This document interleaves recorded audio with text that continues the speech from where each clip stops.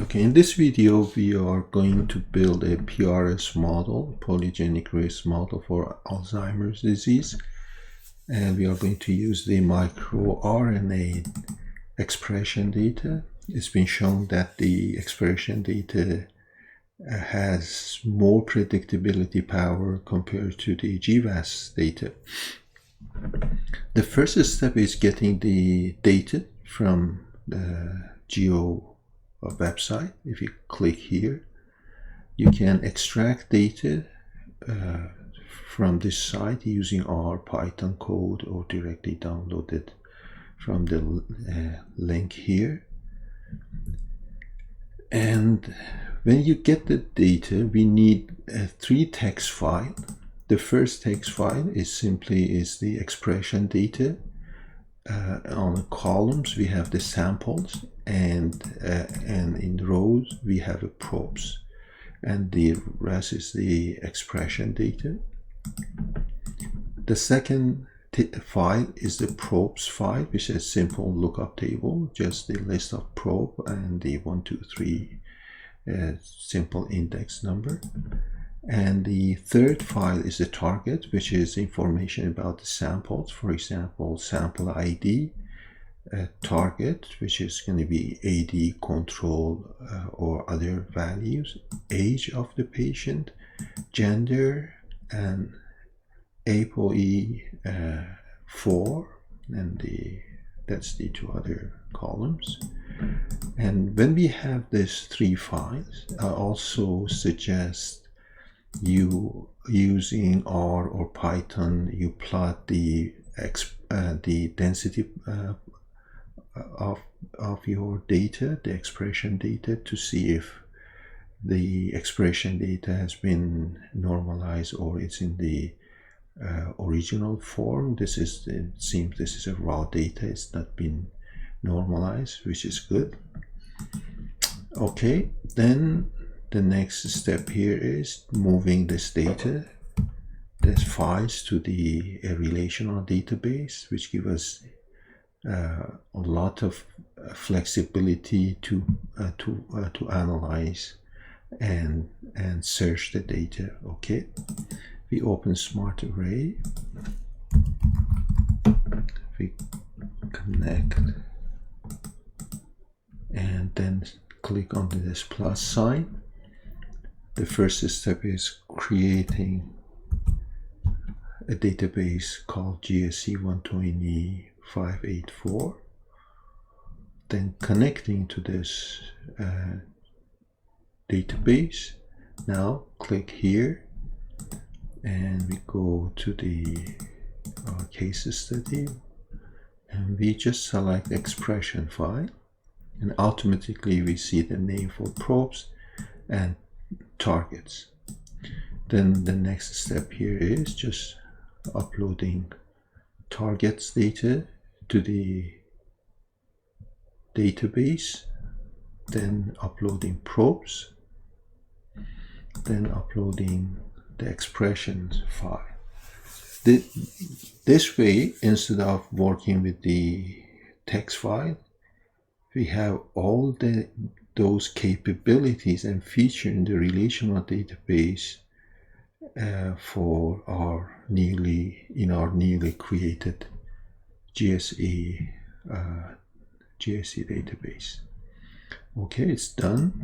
Now we see this is our GSE database. Double click, and our main fact table or main table, which has all the data in it. We select that table and then select our target, click. There are 5 different values. We just want to focus on the control, NC and AD, Alzheimer's disease. Then we use a filter. So only I want to use this 2. Now I can see just 2 values, 22% NC and 78% AD. Now I want to see the relationship between the target and my probes. Blue, blue, red, red, it means this is the count for NC, this is the count for AD, this is the average of this probe in NC, this is the average probe of the average of probe in AD, Alzheimer disease. Then if I have a line which has the positive or negative slope, it means that's a good predictive probes, but if it's the flat line, it means that's not a good predictive probes. I can select other probes, but it's going to take time to check all 2500 probes. Then I can just click here and say, okay, just test all those probes automatically. And it takes a few seconds to finish this job.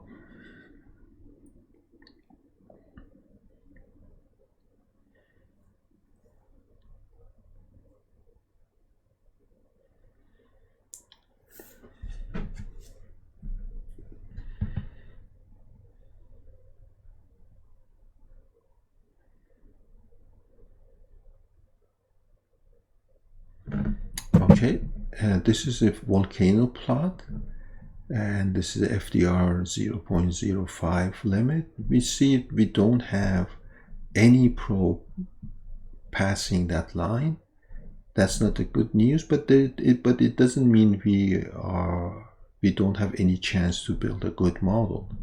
We just go ahead and say I want to have this one NC AD and just save top 200 of these probes.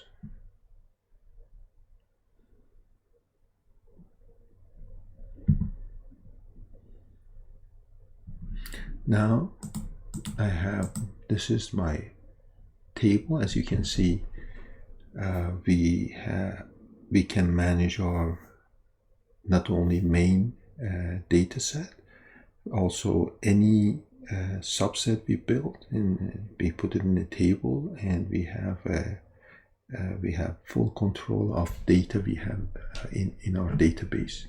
Now I can save this subset. I just create a folder called PRS, and then I save this file here. Then going back to this folder, I use Happy Reader to filter based on the random number, which is number between 1 to 10. I select 1, include, yes, exclude. Then I'm gonna have two files. The exclude file, which excluded 1, random equal 1. I call this one my train data set.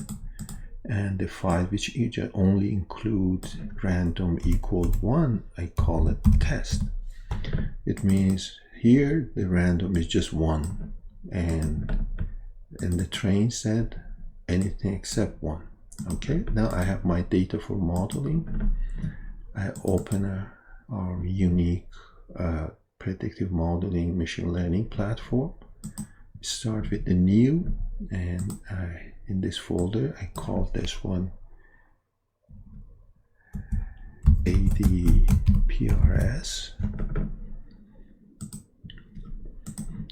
Get my training set. The target is going to be target factor is a number between 0 and 1.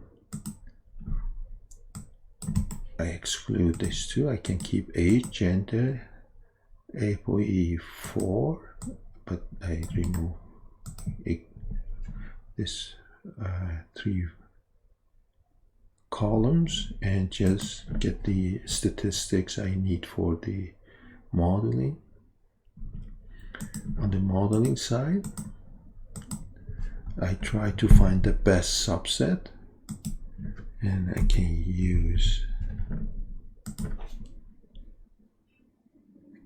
okay, age is the number 1, which makes sense. Then I have 2 probes and APOE4. I can save this data. Then list of the selected probes, which is our biomarkers. It means this is the whole idea of biomarkers, is finding some sort of markers. That's the okay. Then I go to the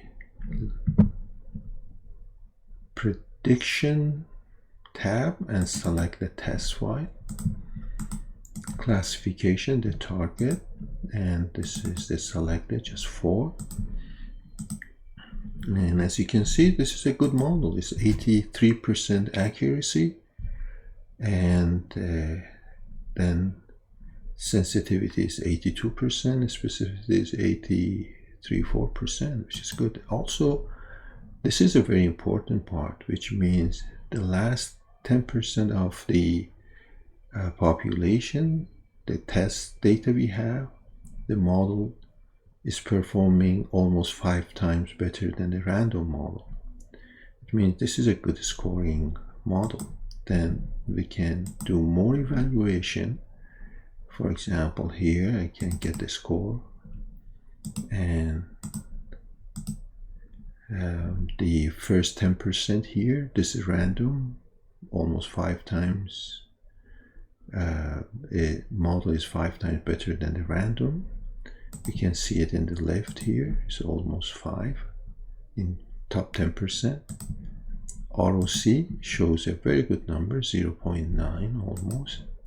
KS chart is a good separation between 0 and 1. And here you need to select the predicted value and all those numbers related to the confusion matrix. Overall, this is a good model. Then if we believe this is a good model, we try to deploy this model, and to deploy it, we can just get this is the output for model. We can use it in a different platform. We save this model as the ADPRS, and then go to the deployment. We can connect, and then get the model, and then just put it on the, now the model is on the platform, and then we can use it on the platform. That's the